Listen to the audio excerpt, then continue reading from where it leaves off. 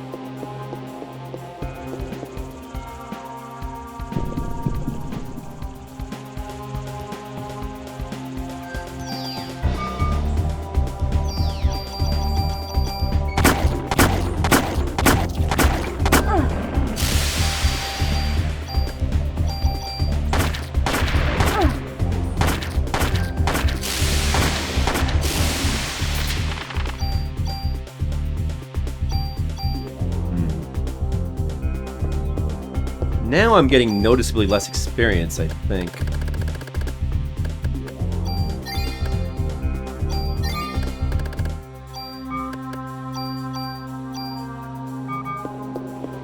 Do you get less the higher level you are? Could be. No, I don't know. I'm not sure if it works that way or not.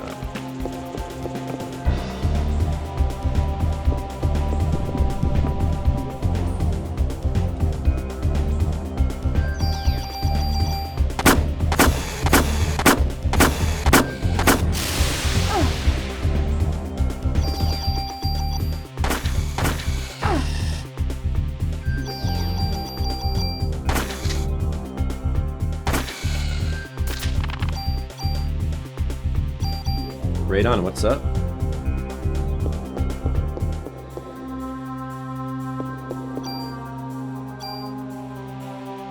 I don't know. Maybe I actually am wrong about that.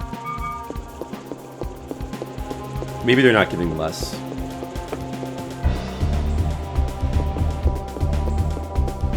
Hopefully they're not.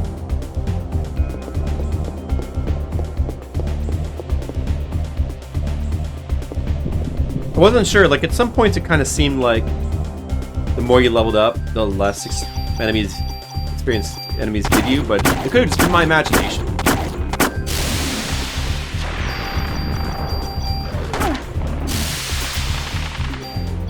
Oh no, you know, I think they are giving the same amounts. I think they are.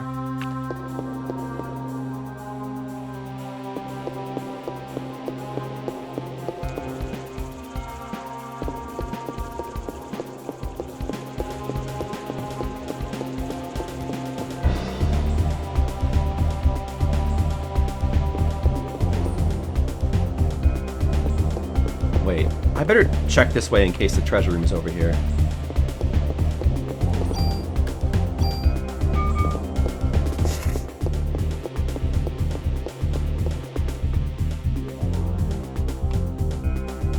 Elevator. How you doing, Radon? Are you ready for the New Year's? Okay, that connects to there, I see.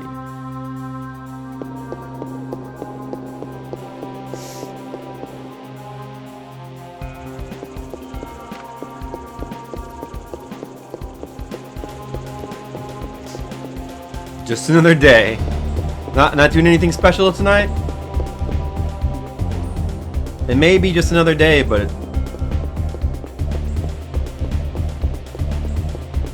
it's just another excuse to have a party.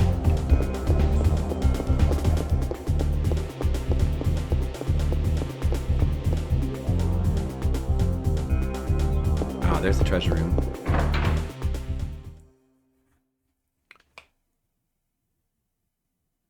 Good. Come on, rare trading card.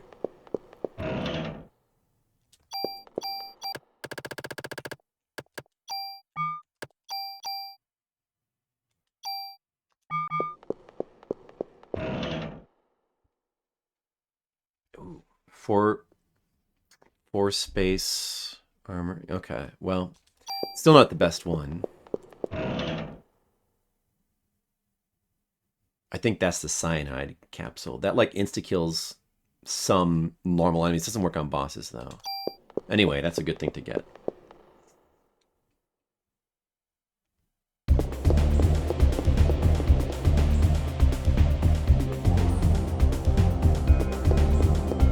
What? This actually goes up? Ah, but it's a dead end anyway. Irritated by the fireworks scaring away your dogs. If it's important for people. It's not. Yeah, I mean, I think for most people, it might be important for some people, but I think it's not so much about it being important as it is just an excuse to celebrate, get together, drink, do fun things. Like a lot of holidays are, really, when you think about it. And, you know, for people to get together and scare other people's dogs.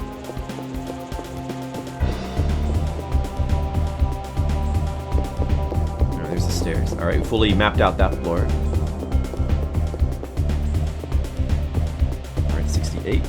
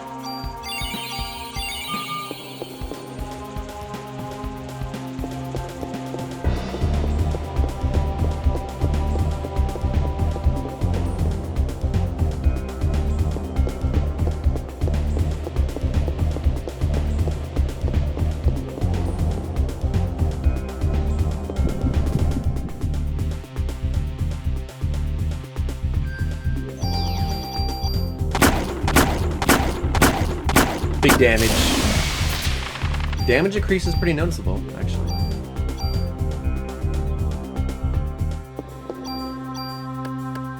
Almost full inventory. We got a lot of medicine 4s I can discard.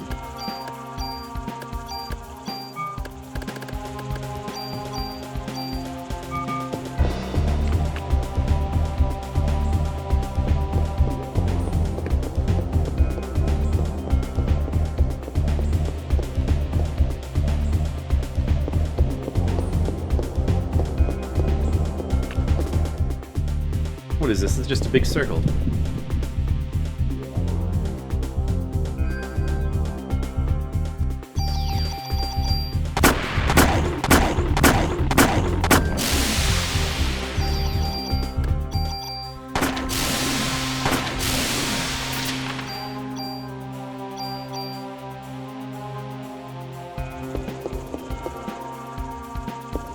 They should be outlawed.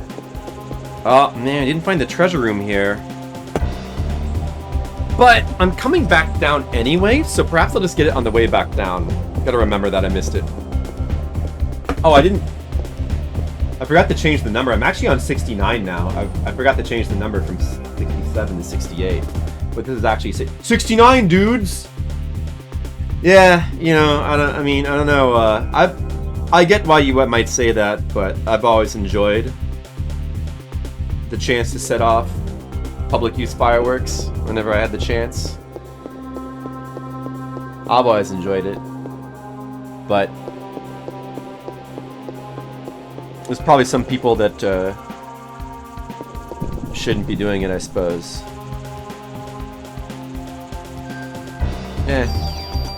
I think it's fun.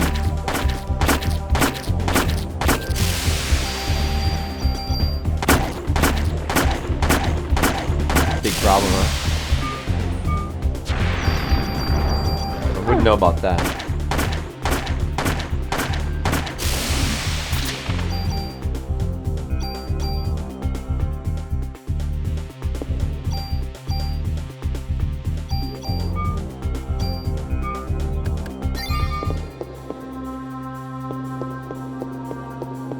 Alec, welcome back. Hello, hello.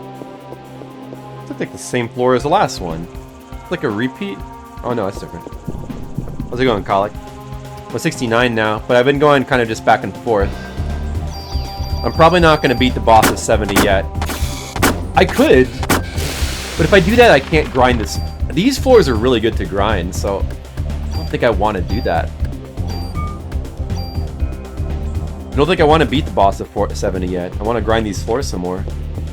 They're too good. I forget how 71 through 77 are. If they're like floors you can actually, like, if they're like this, or if there's some sort of like stuff you go through real quick. Like, I feel like they might not be normal floors, but I don't entirely remember. Hopefully we find that I have one last trading card I need. Hope we find it soon. I've leveled up like twice. We're on level 36 now, so I've gotten a ton of bonus points. I've dumped them all into attack and defense. Or I would dumped a lot of them. I still have a bunch to get, but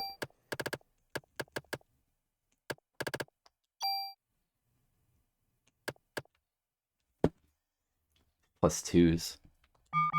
But I didn't bring any tools with me.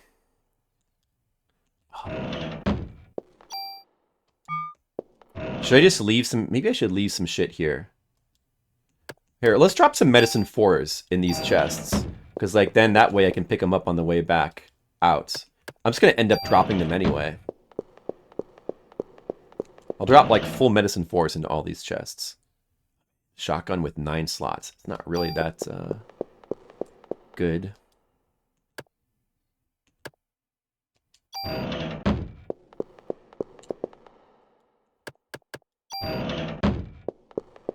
Alright, that's the treasure room of 69, but there still could be one. I missed the one in 68. I wonder if that could have had the rare trading card. You may as well at this point go up to 70 and check that one. It's probably there anyway.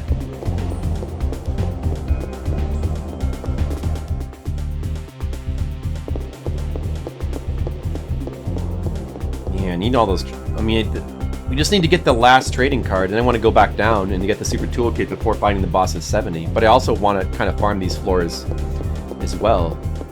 Maybe get like another level or two. The bonus points from these higher levels are... like each level is giving us a ton of bonus points. And it's a huge sizable boost to our overall damage. I guess that means on the first playthrough I should have... it would have been good to grind up to like 37, 38 for all the bonus points. I probably missed out on a ton of bonus points by not doing that. They should be prisonable offense. That seems a bit extreme, Red Mages. I don't know about that.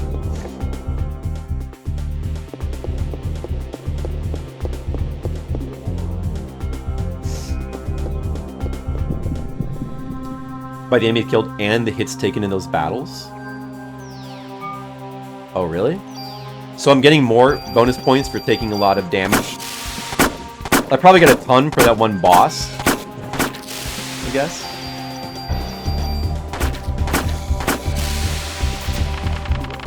Oh, you get more for not getting hit. What?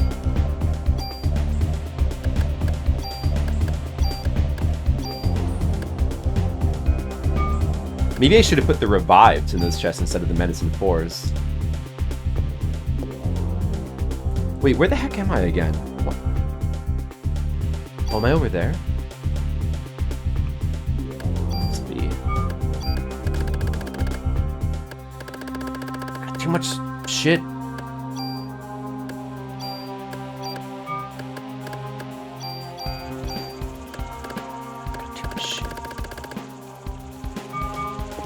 Keep going though at this point.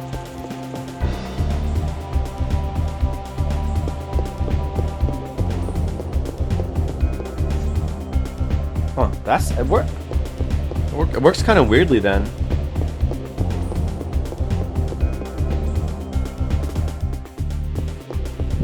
With the bonus points. The less you get hit, the more bonus points you get.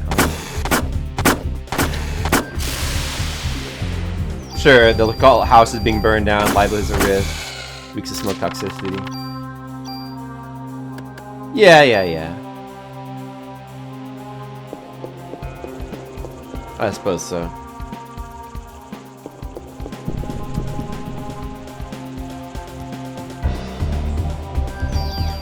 Because it's not restricted. Oh.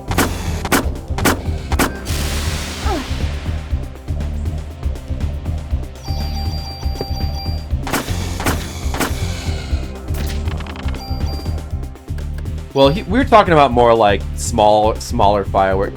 I mean, I feel like the smaller stuff, little bottle rockets and the things that just make little fountains, is different. It probably, you know, different fireworks should probably have different requirements, you know, I don't know. Of course, there's always going to be those people that are going to ignore the laws anyway.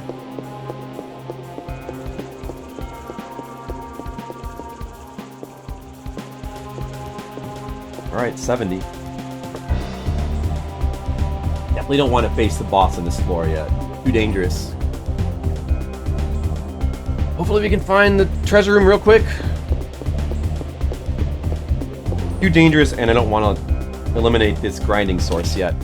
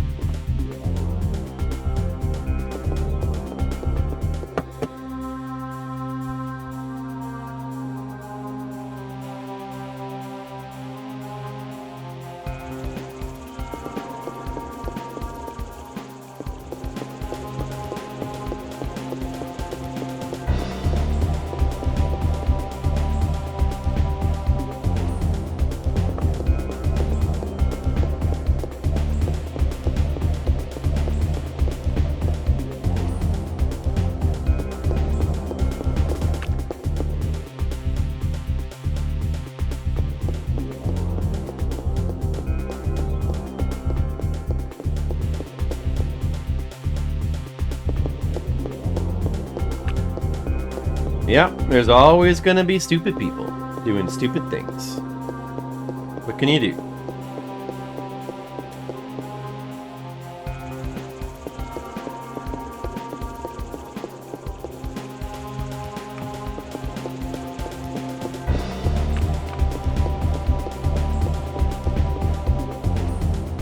I mean, they may also want to consider getting more strict in areas where people do more damage with it. Oh man, this whole area down here is just a dead end.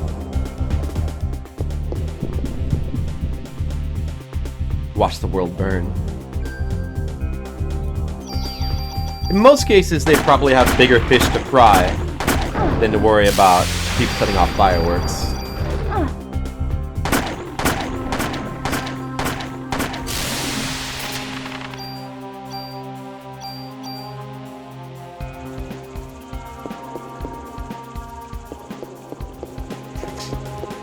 And you don't really need to worry about people setting off small fireworks. It's the bigger stuff that you have to worry about. I think typically there's bigger penalties or more consideration toward... I mean, but, you know, it's also kind of, I don't know. People don't really report each other for doing that kind of thing, so...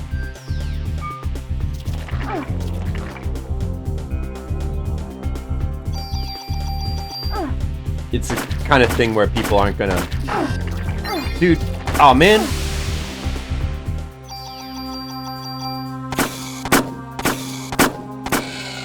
Well, it's good that I had... What, did that use the... That would use the full cure, didn't it? Or did that use the medicine for? I think there was a full cure that got used there. It kind of sucks. Oh well. I have 5 revives. There's not much chance of dying.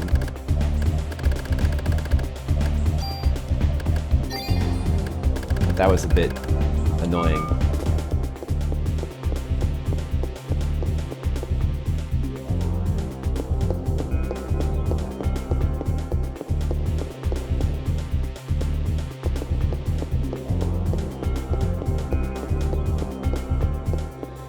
Well, I didn't necessarily know how to fight him.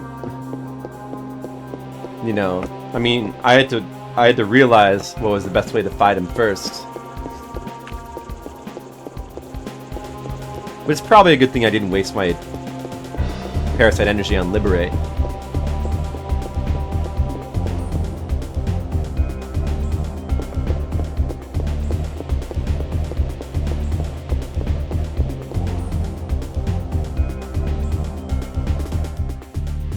Oh, the elevator's right there. The boss is probably above us. Look at me, my biggest fireworks show.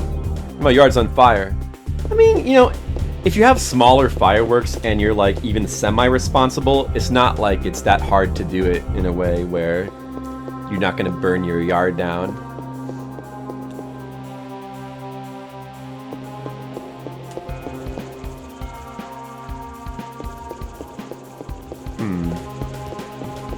It's a dead end. Where's the treasure room? I don't care about where the boss is. I just need to find the treasure room. Maybe the boss is up there.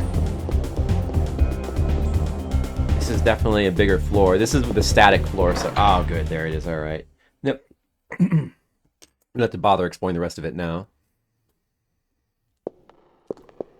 So what, the trading card... Better be here.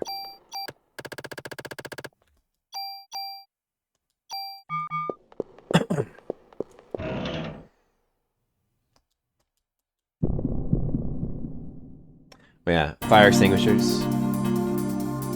There's various ways you can be responsible, but if you set them off, if you use them correctly, you shouldn't have any need for fire extinguishers. But you know.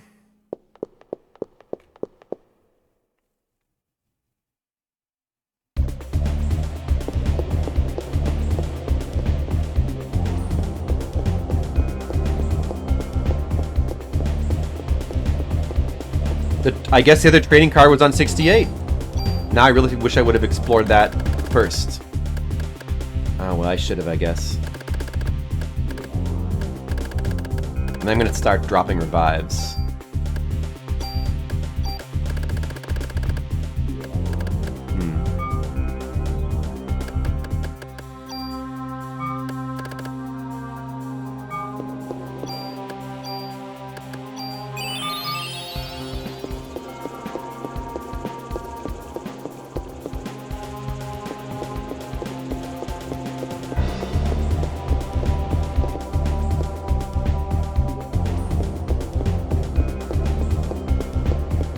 Going back down should be faster than going up. Now I've been to floor 70. We're not gonna, of course we're gonna go back down. We're gonna take it slow. We're not gonna beat this boss for a little while. We're gonna grind this floor first.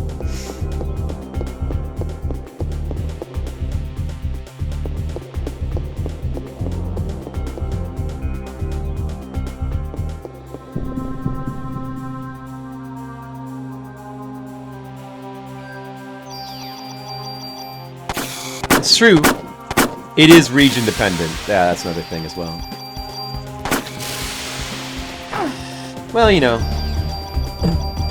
some people like them and some people don't care about them. Fireworks. I like them, but I want all this junk.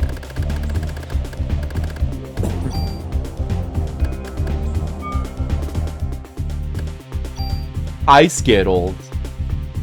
How's it going? Made it up to floor 70 now.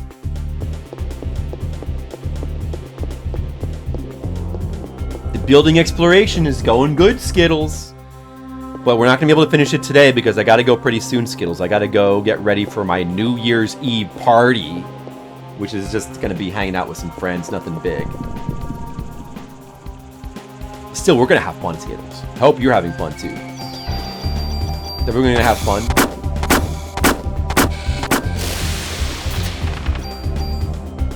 Ah, more junk that I can't get.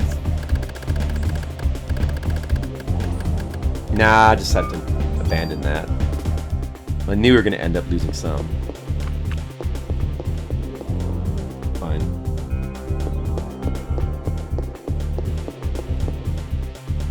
Let's see. I have some medicines on floor 64. Did I leave anything else behind? I feel like I did. But I can't... I don't know. I can't quite recall. I should leave some... No, it was revived. It was... Oh, yeah, I left some... I did leave some... No, yeah, it was revives on 64. I left some medicines, I think? On a different floor? Well, I should leave some more... I should leave some more revives on, like... I don't know, 68 or something. 68 would be good. To leave revives on.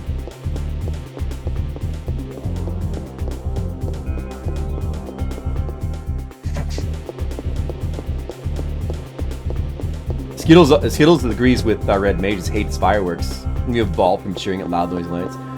No, Skittles, come on. You're always going to have that primal caveman inside you that likes bright lights. You're always going to have that. Well, some people will. It's okay. I mean, I know what you mean, but... Maybe go with people work. Hey, Plastic Doom, what's up? How are you doing? I know, it's always good to see people playing classic games in 2024, isn't it? Hey, you don't see people playing the Chrysler Building too often. I haven't played through the Chrysler Building since the 90s. So I've been excited to go through it again. And it's still pretty fun, you know? It's got its good and bad points, but I like the Chrysler Building. I think it's pretty fun.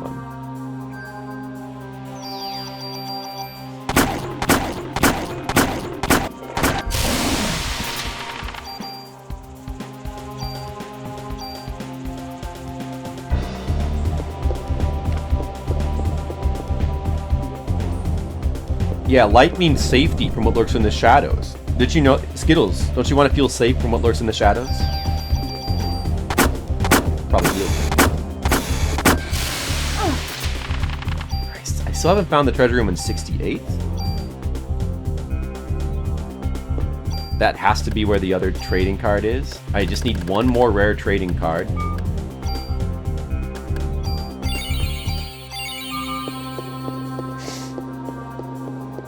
Has to be up there, and then we can finally get the super toolkit, and we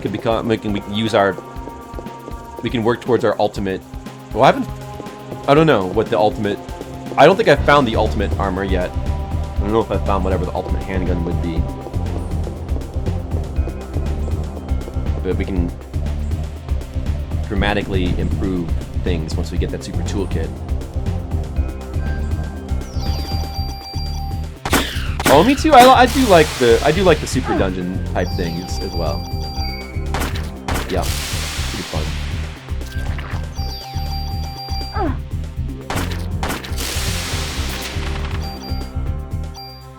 All this junk going to waste. It sucks. Can't be helped though.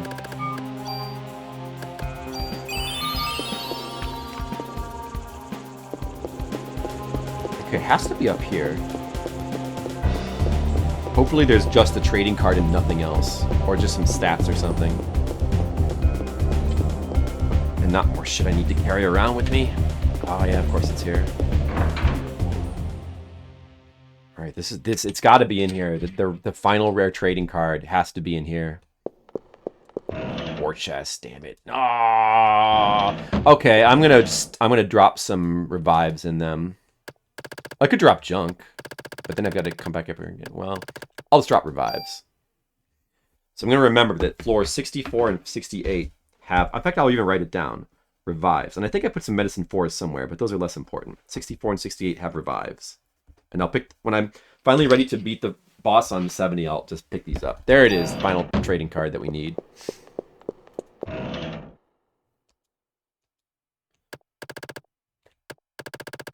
Revive.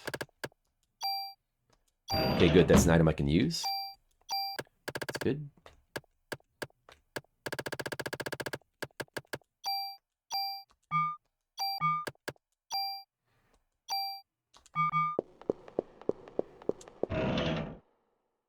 Club 5. Oh, we got the best club.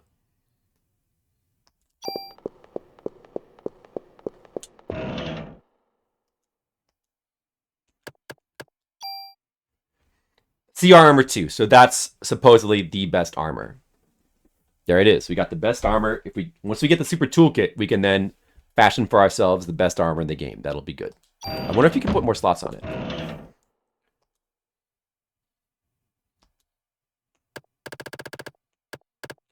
Did I put it in there already?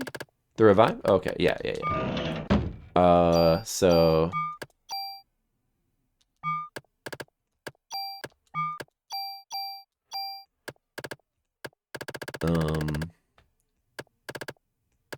I better hold on to this last revive just in case for emergencies. Shouldn't need it, but better hold on to it. Better hold on to it, I guess. Alright, so a bunch of revives have been left in the tower. Weapon customization is so cool in this game. It's pretty... I like the system. It's unique. It's kind of a unique system. Like, it's a bit... it can be a bit tedious at a certain point, but at the same time, it's kind of... It's unique the way you kind of keep rolling up all these stats and into bigger and bigger bonuses that then like kind of snowball your gear into being stronger and stronger. It's pretty cool. It's a pretty cool system. But I don't know if it's really all that much about customization at the end of the day. Cause, I mean, other than the fact that you're just kind of choosing which gun you want to use, so you're customizing in that way. But otherwise, it's pretty much just straight up using whatever's the biggest numbers, which is fine though. And it's the same thing with the armor. There's not really much customizing you're really doing. But I don't care that much about customization anyway. And you do get to pick which type of weapon you want to use.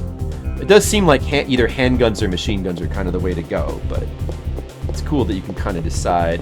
Like the shotgun, you can just take the advantage of those, the burst damage. You can just take that and put that in whatever you want. Kind of defeats the purpose of using a shotgun, right? Confusing. It's a little confusing at first, but it's actually pretty simple once you understand it. It's just simply taking this stats off of, just taking the bonus stats off everything and throwing them all onto a single piece of gear.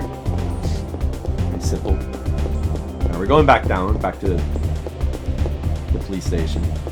Could fight the boss.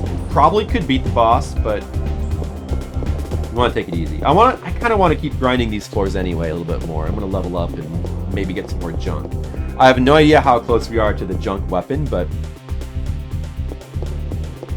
I guess I kind of want to try getting it, maybe. Look up handguns if you want. No, you don't need to look them up. There's no need for that. After all, if we put everything onto one handgun, then we find a better one. With the Super Toolkit, you can do whatever you want, so it's not like I can choose the wrong gun. You can always adjust. It's very easy to adjust. Fine. Not known for wording well, so I'm very cool. The coolest sentence you've ever written. Alright, Skittles. And that sentence is... Embrace the shadows and silence. Oh, Skittle, bro.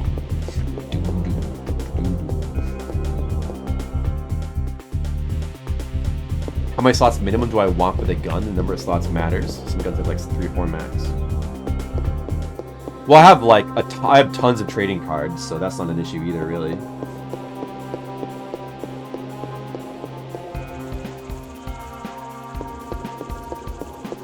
We'll play it by ear. I don't need to worry about it. I don't need to plan to that degree.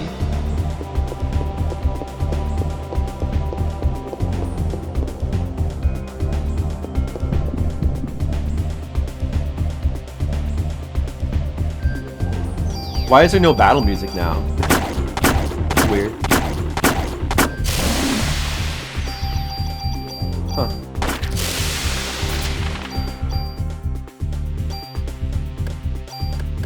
Come on, junk. Ah, oh, it's junk. Damn it. Damn it. Could leave the club 4 behind, but keep it for the sake of posterity. Oh well. Anything else?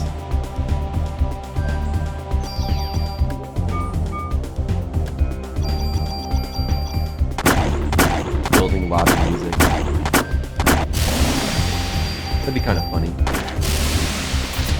They have a minimum of 6 slots to a maximum of 9, so that'd be good enough. Yeah. I'm not really too concerned about that. It's not like we need the absolute ultimate optimized weapon to beat the Chrysler Building. So if our weapon isn't super optimized, it's fine. Other than the rocket launcher. Hey, Colic, do you think that it's worth using the rocket launcher in this game? In the Chrysler Building? Like, would the rocket launcher be at all worthwhile to use on the final bosses of this Chrysler Building? I'm not really sure. It's fun to use. The damage make it kind of... I'm sure it's not the optimal thing, but maybe it can work. I wonder. Very long range and high attack. Right.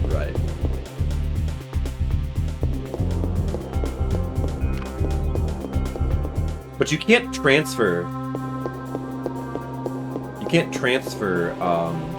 your stats onto it, right? Or... in any case, rocket launchers are probably their own thing, so maybe you could transfer between one rocket launcher and another, but you can't transfer all of your stats onto whatever rocket launcher you run, I don't think. It kind of...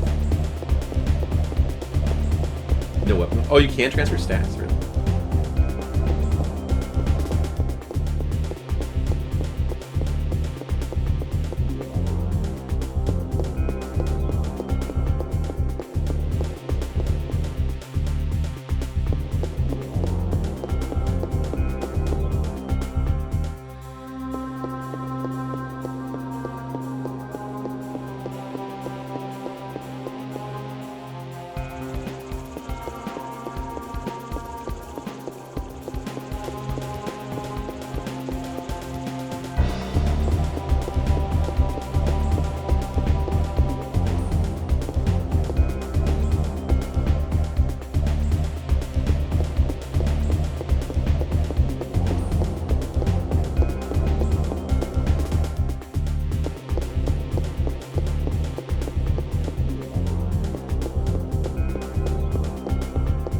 Once we get out of here, I'm gonna have to go.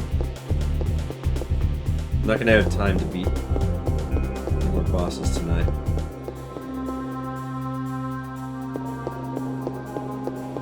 Gotta go to do New Year's stuff.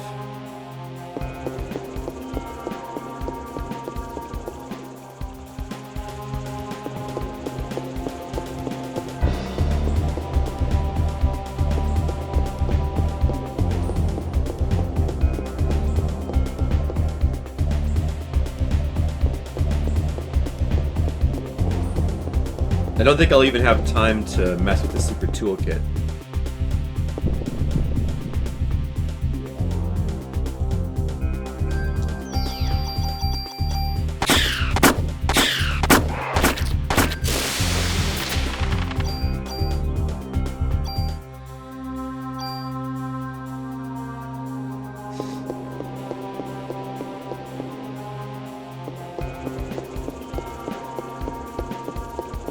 We can save that fun for the next stream.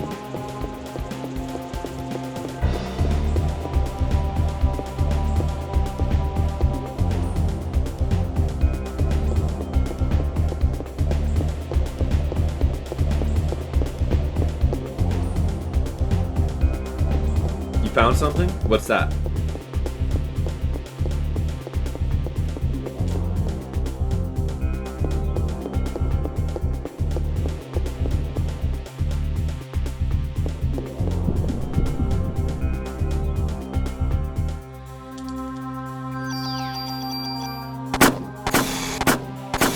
You would normally get 100 plus in all of its attributes, no matter what it is. Oh, is that why? Because ordinarily, I think he only. I was confused about that as well. Ordinarily, he only engraves stuff as like a set thing on the aircraft carrier, right? There's like a set, like once you get to like a specific save, like right before the end of game boss battles, is when he like volunteers to do it, right? That's why, yeah. But then they probably put that in for people who were playing the Chrysler Building, I guess. An alternate way to get it. So that you could fight the Chrysler Building bosses with named stuff. Because you probably would have trashed your old name stuff. It's pretty thoughtful of them.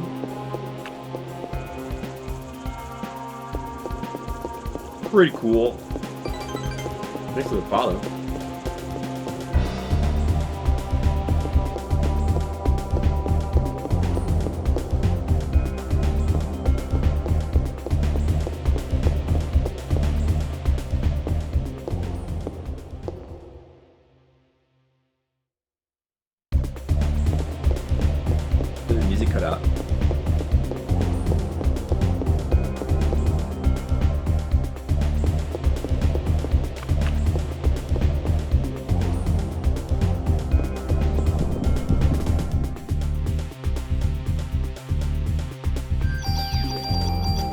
Like getting to level 37 should be pretty doable. Should try to do that at least.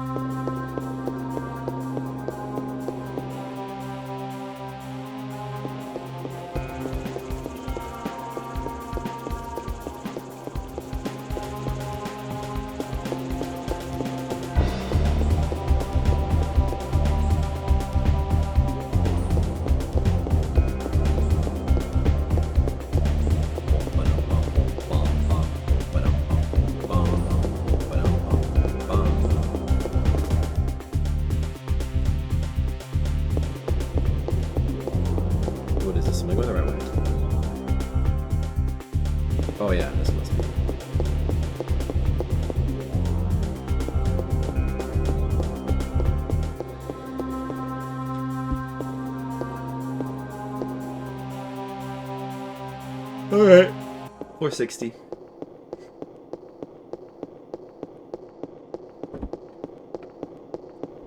Good progress. We're still not quite done with the Chrysler Building yet. because I might want to grind another level, might want to grind more junk. But getting close to the end. Close to the end of the Parasite Eve excursion. End of year Parasite Eve-ing. Good times.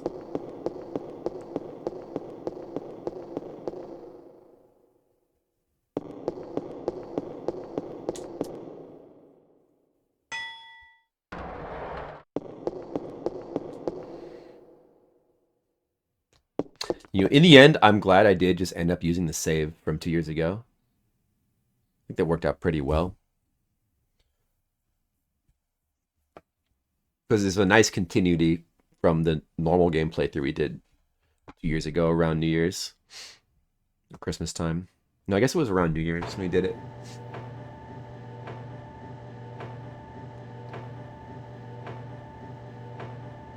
So that's good. Worked out pretty well. You got to get the experience of like playing through the Chrysler Building and powering up gradually. You got to get that.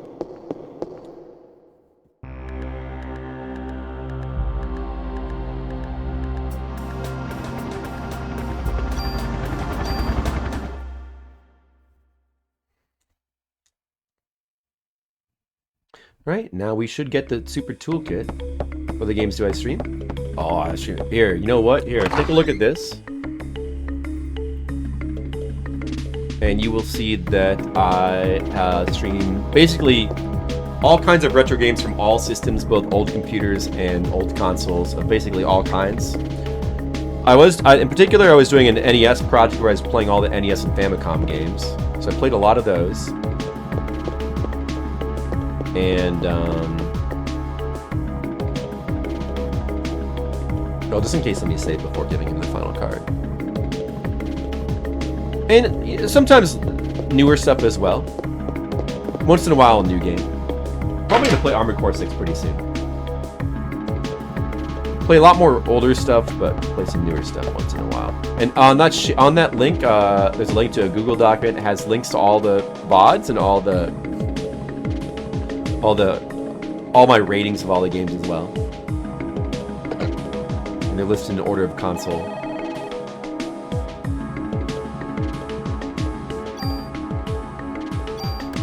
Alright, we're level 36 now. Good.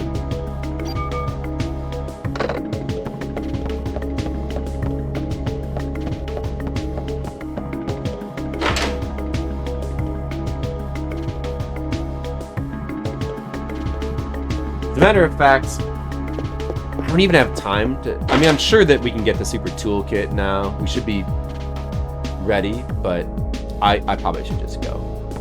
Probably should just go.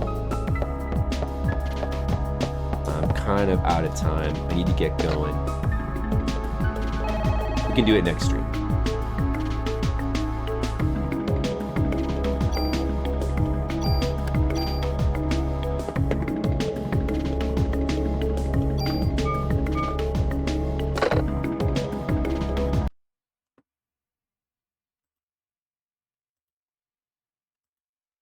So I'll say Happy New Year's to everybody. Hope you all have a good New Year's.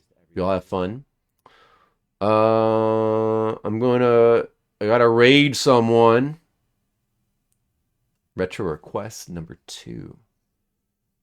Great Scott. Chrono Trigger. Epic Name Bros doing Dark Souls 24 hours. Hey, that's pretty good. Even though Skittles doesn't like Dark Souls. Maybe. I don't know. Let me see what Late Night Retro is doing also. Hey, Happy New Year's to you. Late Night Retro is playing Super Mario World. Will I remain the wife you still love and adore 2024? I don't know. Can't think about that now. I need to play a game. Stupid ads.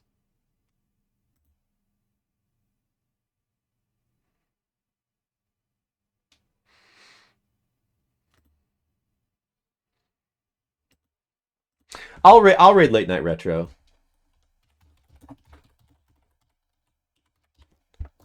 Thanks for everyone for watching, and I'll say it once again. Happy New Year's. Hope you all have a good New Year's.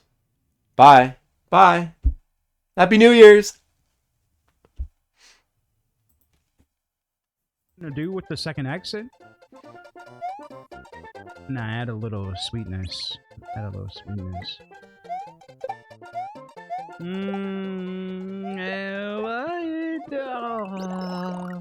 Wait, what do you mean? Oh, shit. Yeah, what the fuck is this? Little Flipsider. Happy New Year's, man. Thank you for